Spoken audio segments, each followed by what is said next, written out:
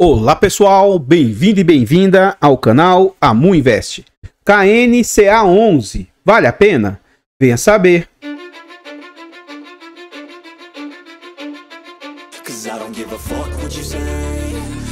Então pessoal, este é um fiagro e como a maioria dos fiagros que existem no mercado, este é um fiagro de recebíveis, é um fiagro de papel. Na data em que eu gravo o vídeo, esse fundo está sendo negociado a R$ 89,15. Esse fundo tinha caído muito mais e os fundos deram uma recuperada agora nos últimos dias, né? No finalzinho de dezembro eles esboçaram uma recuperação. Então na data que eu gravo o vídeo, ele está sendo negociado a 89. Ele entregou de dividendo nos últimos 12 meses quase 14%, 13,94. É um fundo que está sendo negociado a um PVP de 0,89. Isso indica 11% de desconto. É um fundo com altíssima liquidez, negociando uma média de 6 milhões por dia, e ele vem de uma variação negativa de menos 3% nos últimos 12 meses. No quesito de cotação, né, como eu disse, esse fundo chegou a bater ali nas suas mínimas algo próximo de R$ 78,00. Então, ele deu uma boa recuperada aí para quase 90. É um fundo da Kinea. A Kinea tem por padrão ser um fundo que muitos consideram de qualidade, então ele negocia geralmente com ágio. Por se tratar de um fundo de papel, isso aqui também não é algo tão comum. É normal que ele volte ali próximo do seu VP.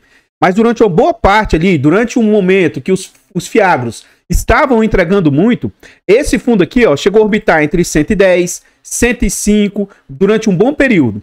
Beliscou ali o seu valor patrimonial.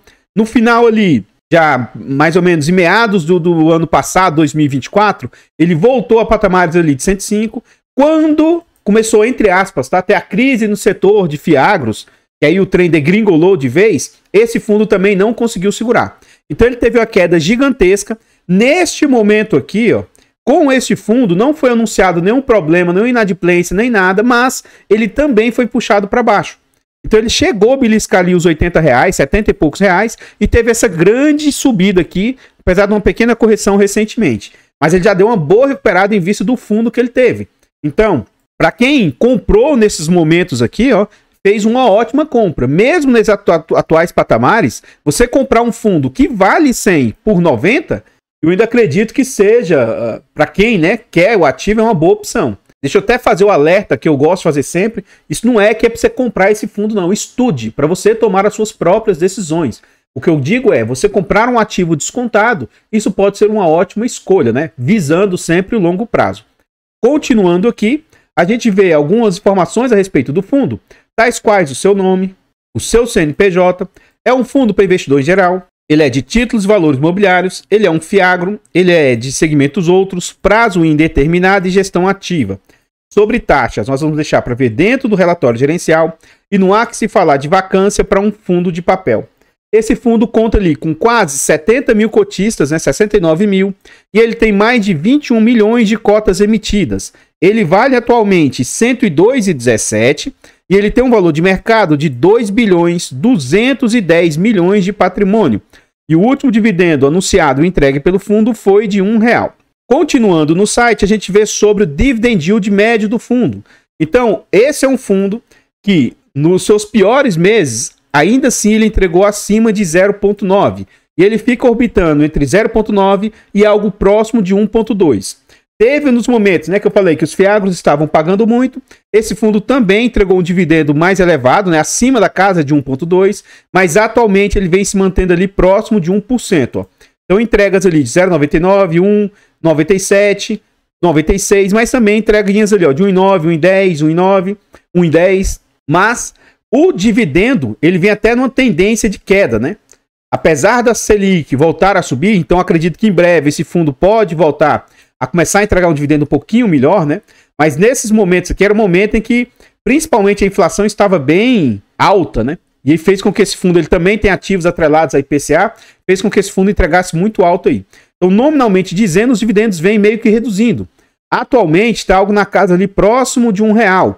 Ele fez uma entrega de 0,90 em novembro, mas entregas ali 1,2, 1,5, 1,6, 1,10. Então, os dividendos, de certa maneira, vêm meio que diminuindo. No dia 30 de dezembro, o fundo anunciou, ele vai pagar no dia 14 de janeiro essa quantia de R$1. Os vídeos aqui são gravados com antecedência. Então, provavelmente, quando esse vídeo for ao ar, acredito eu que ele esteja pagando aqui essa quantia de R$1. E continuando aqui no site, a gente vê sobre a rentabilidade do fundo. É um fundo que vinha com uma ótima rentabilidade, e aí com essa queda que ele caiu recentemente, a sua rentabilidade diminuiu. E com essa nova altinha que ele teve recentemente, deu uma pequena amenizada nisso, né?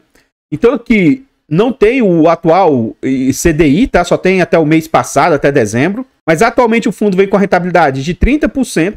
Apesar das quedas, ele ainda vem com rentabilidade muito positiva desde que ele veio ao mercado.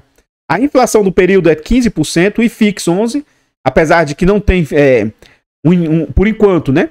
Não existe um índice dos fiagros, eu espero que em breve seja criado, mas comparativamente com o IFIX, ele vem de 11% no período e o IDIV 39%. Então, pessoal, antes a gente continuar vendo mais a respeito desse fiagro, eu trago aqui para vocês formas de apoio financeiro ao nosso canal. Se você gosta do nosso trabalho e quiser nos ajudar, considere fazer uma doação para o nosso Pix, amuinvest@gmail.com. Qualquer doação é muito bem-vinda. Outra forma de apoio financeiro, o nosso canal conta com um clube de membros. Torne-se membro aqui do nosso canal a partir de 10 centavos por dia, R$ 2,99 por mês. É um valor barato, irrisório e acessível, mas para o canal faz muita diferença. Tornando-se membro, além de todo o apoio, você vai ter acesso antecipado a vídeos. Como eu disse, os vídeos são gravados com 2 semanas de antecedência. Você também tem preferência quando pede o vídeo e também tem inúmeros outros benefícios. Nós contamos também com a nossa planilha de controle financeiro. É uma ótima planilha com muitas funcionalidades. Adquirir a planilha aí é uma forma de você ter um ótimo produto, barato, acessível, e você também apoia o nosso canal financeiramente. Adquira a nossa planilha aí. Desde já, muito obrigado. Por fim, nós contamos com e-books, Introdução aos Fundos Imobiliários, Introdução aos Fiagros. São e-books de ótima qualidade, baratos e acessíveis. E o principal, na aquisição desses e-books, é uma forma de apoiar o canal financeiramente. Obrigado por todo o apoio. Se você estiver precisando de ajuda para uma consultoria, uma mentoria, uma estruturação de carteiras, manda uma mensagem no nosso Instagram ou no nosso e-mail. Pode ser que a gente consiga te ajudar de alguma maneira. Lembrando que nós não fazemos indicação de ativos, apenas mostramos o nosso racional dos nossos investimentos por trás das nossas decisões. E aqui nós chegamos ao relatório gerencial, o relatório mais recente anunciado pelo fundo. É um relatório até que completinho. Ele não traz muitas informações sobre o mercado agro, apesar de eu achar isso irrelevante, né? Nesse aqui ele não traz tantas informações. Se você quiser se cadastrar, vai chegar esse relatório sempre no seu e-mail. E se você clicar aqui, ó, na planilha de fundamentos, vai abrir algumas informações aí sobre o fundo. Então é um fundo que pode investir em diversas classes de ativos, ó. CRIs, ele pode investir em CRAs, CRIs, cotas de outros fiagros, LCAs, LCIs, então ele tem um mandato meio amplo para investir. A gente já viu essa questão do patrimônio, o número de cotistas. Na data de fechamento do relatório era R$ 93,00, mas a gente viu que esse fundo bateu lá embaixo e atualmente já está nessa quantia ali de R$ 80,00 mais ou menos, R$ 89,00. Então já voltou quase ao valor na época de fechamento do relatório. Ele traz alguns destaques aqui. Essa parte aqui eu vou ler lá embaixo, que isso aqui se repete, tá? Sobre esse grupo Zilor ter adquirido essa tal dessa SBA aqui. E aqui ele também traz um resumo em que o fundo se posicionou ao final lá de novembro, o que está posicionado. Isso aqui também a gente vai ver de forma resumida também lá na frente. Então toda essa parte eu vou pular. Ele cobra de taxas 1,2. Teoricamente são taxas caras, tá? Mas ele não cobra performance. Contudo, a gente vai ver lá na prática se esse 1,2 se torna careiro ou não, para ver o quanto isso aqui realmente representa das despesas frente às receitas. Como eu disse em relação ao resumo, né? Então aqui o fundo ele tinha exposição a CRAs e FDICs, só que eu vou ver logo o total, tá? O que ele tinha investido em CDI é metade da carteira, 49,7. Um pelo outro aqui, ó, tá dando uma média de CDI mais 4. Isso pela marcação a mercado, né? Ele adquiriu a CDI mais 4,78. O que ele tinha indexado à inflação, ele também tinha CRAs e FDICs. É quase a outra metade. 44, quase 45% do portfólio, e um pelo outro, na marcação a mercado, a IPCA mais 8,44, sendo que a taxa de aquisição foi IPCA mais 8,07. O fundo tem, de certa maneira, alavancagem, tá? Ele tem ali em LCI 5,2% e em caixa mais 4,4%, dando um total de 104,2%, ou seja, o fundo está alavancado 4,2%. Então ele pega os próprios ativos, dão esses ativos como garantia e pega esse dinheiro extra e reinveste esse dinheiro extra. Então isso alavanca os resultados do fundo aí. Continuando aqui, a gente vê a distribuição geográfica do fundo. Ele tem exposição praticamente em todo o território nacional. E ele investe em diversos segmentos, ó. Insumos, proteína, citricultura, produção de insumos, distribuição de insumos, bioenergia. A gente vê que ele está com 52% em CDI, 43% em PCA e 4,2%, que teoricamente aqui é alavancagem, em Tesouro Selic. Movimentações da carteira. Então, desde o último relatório, o fundo adquiriu 60 milhões. Aí você olha, poxa, 60 milhões? Tem certos fundos imobiliários na Bolsa que não tem 60 milhões de patrimônio, né? Mas para esse fundo com 2,2 bilhões, realmente 60 milhões é algo bem irrisório. Esses 60 milhões aí é algo que, para o patamar do fundo, é algo até que meio que irrisório nas suas últimas compras. Continuando aqui, ele fala sobre as suas distribuições de dividendos, né? E na época tinha sido 90 centavos, a gente viu que ele aumentou agora para R$1 esse último dividendo. Operações compromissadas, que é essa alavancagem que ele possui. As negociações e liquidez do fundo. E aqui ele fala sobre a sua DRE, demonstrativo de resultado de exercício. Um pequeno defeito, entre aspas, do DRE deles, eles não trazem o acumulado do ano nem dos últimos 12 meses. Seria interessante se eles trouxessem essa informação também, para a gente ver a informação de forma consolidada. Porque apesar de as despesas não oscilarem tanto aqui, né, mas já teve mês que foi 2 milhões e 700. Atualmente foi 2 milhões e 200. Então seria interessante a gente ver uma média dessas últimas despesas. Outro ponto, entre aspas, negativo, eles não fazem um destrinchamento das despesas. Não é tudo isso aqui que vai para o Bolsa Gestão. Mas como eles não trazem essas informações, né? Note que só de taxa vai 2,2 milhões, 2 milhões e 200 mil em média por mês, só a título para a gestão aí. Nós vamos calcular então na prática o que essas despesas aí representam frente às receitas. 2,2 milhões, esse valor aqui vezes 100, dividido, ó, o total líquido foi 20 milhões e 100, mais esses 2.200 é o total de receitas do fundo. Então ele receitou um total de 22 milhões e 300 mil. Então as despesas frente às receitas estão ali em 9,86%, o que eu reputo ser algo dentro da normalidade. Para quando você olha uma taxa lá de 1,2, é uma taxa cara, mas aqui na prática ela se converte, né, em algo que eu acho até aceitável. 9,86 eu não acho uma taxa careira. Então, no quesito de taxa, eu vejo isso de forma bem positiva. O fundo tinha 43 centavos de reserva acumulada ao final do período. Acredito eu que isso aqui seja algo ainda juros acruados. Aí ele fala que sobre as questões de PCA e CDI, na época, para você ver esse relatório, ele é do início de dezembro. Então, na época, próximo desse relatório lá, ó, em 6 de novembro, tinha aumentado a taxa Selic em meio ponto percentual para 11,25. A próxima decisão, quando fechou o relatório, ainda não tinha tido a última reunião do Copom. O Copom está marcado para 10 de dezembro e eles esperavam que fosse aumentar apenas meio ponto percentual. Nessa época que eles achavam que a Selic ia para 11,75, sendo que ao invés de aumentar meio por cento, eles aumentaram 1% e foram para 12,25.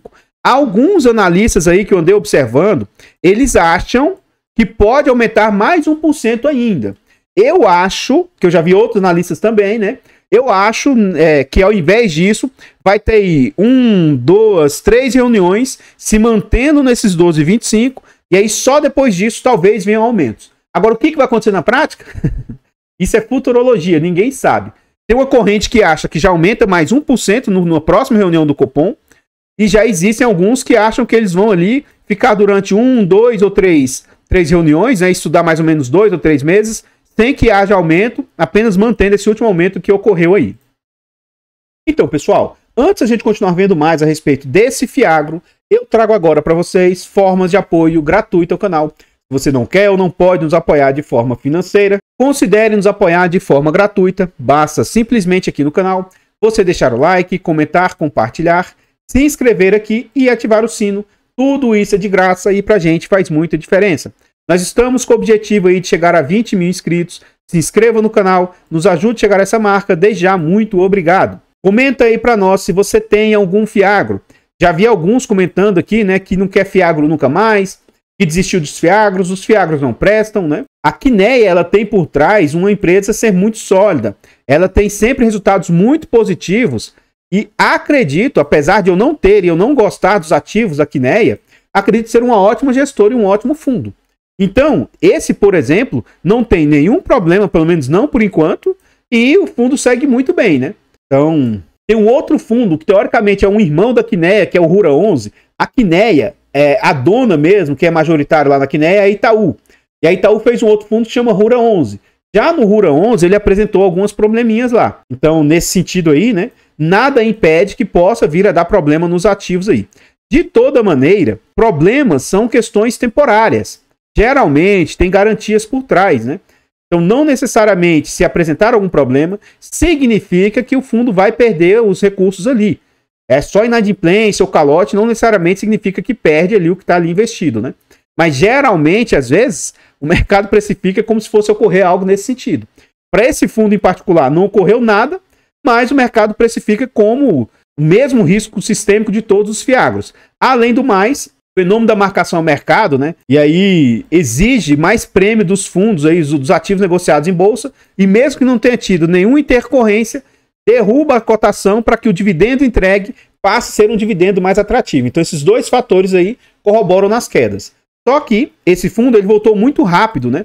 Ele teve aquela queda lá, mas já voltou. Então ele ainda está depreciado, está com desconto, mas é um fundo assim teoricamente seguro. Daqui a pouco a gente vai ver mais informações a respeito desse fundo. Eu, em particular, não tenho esse fundo. Não, como eu disse, eu não tenho ativos da Quineia, mas por muitos profissionais aí, eles acreditam que a Quineia, junto com a antiga CSHG, né, era uma das principais aí gestoras do mercado. Então é uma gestora muito benquista, muito confiável pelos investidores. Em relação a esse fundo, eu vejo um fundo bem diversificado. Ele tem alguns pontos de concentração, mas bem tranquilo, nada de excesso, nada demais. E como eu disse, eu por questões de gosto pessoal não tenho. Mas ao contrário entre aspas, tá? A minha birra com a XP e com a BTG, esse é um fundo que, entre os três, com certeza eu sou muito mais a Quineia. Mas, de novo, por questões de gosto pessoal, eu prefiro não ter. É um fundo bom, mas o fato de eu estar falando aqui positivamente a respeito do fundo, isso não significa que ele seja bom ou ruim, nem que isso seja uma indicação de compra, venda ou manutenção do ativo. Eu gostaria de reforçar, né, o nosso objetivo de chegar aos 20 mil inscritos. Inscreva no canal e nos ajude a chegar nessas marcas. Todos os nossos canais estão em outras plataformas. Se inscreva nessas plataformas, siga, se inscreva, comente, compartilhe, que ajuda demais.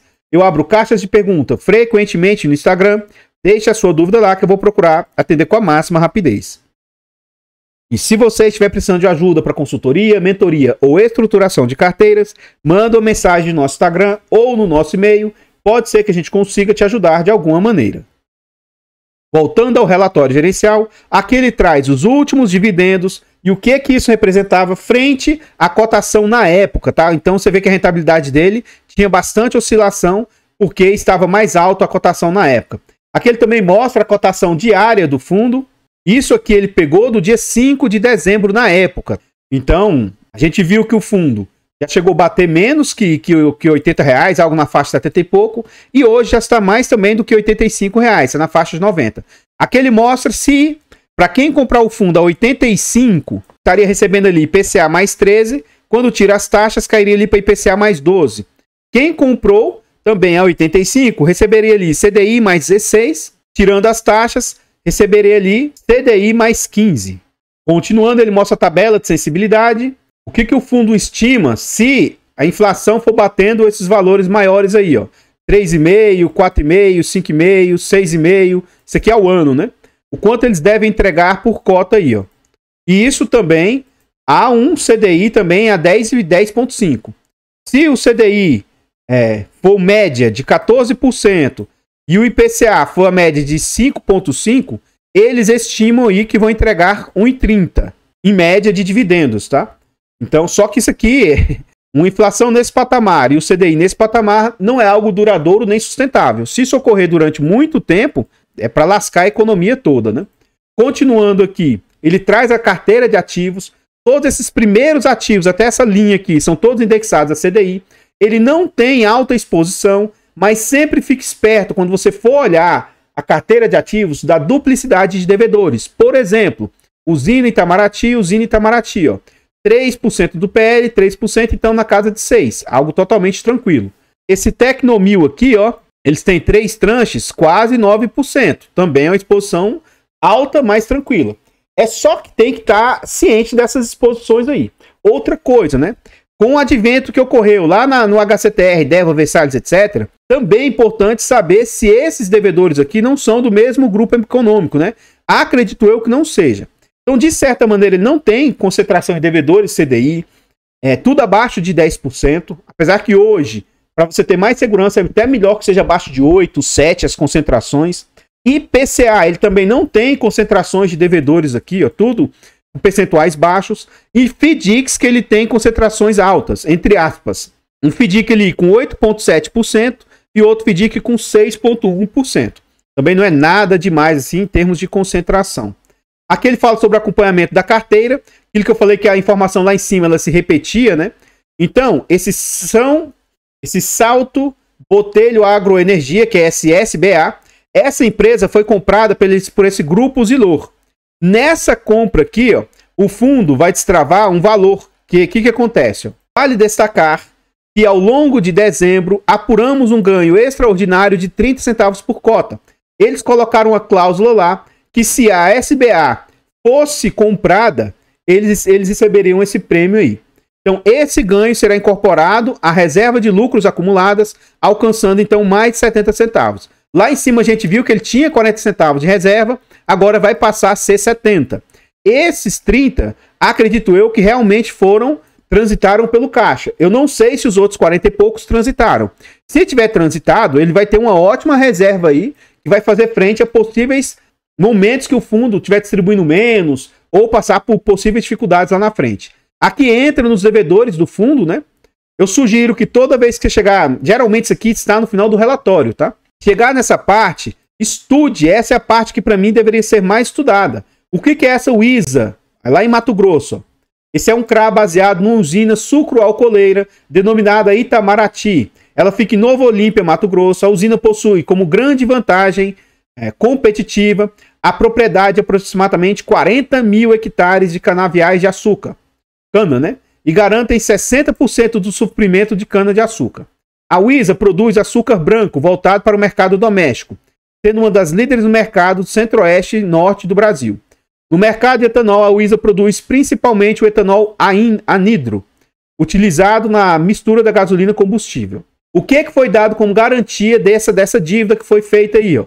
Alienação fiduciária de terras, ou seja, imagina que deu algum problema aqui. O fundo pode tentar, né, ir lá e executar essa garantia.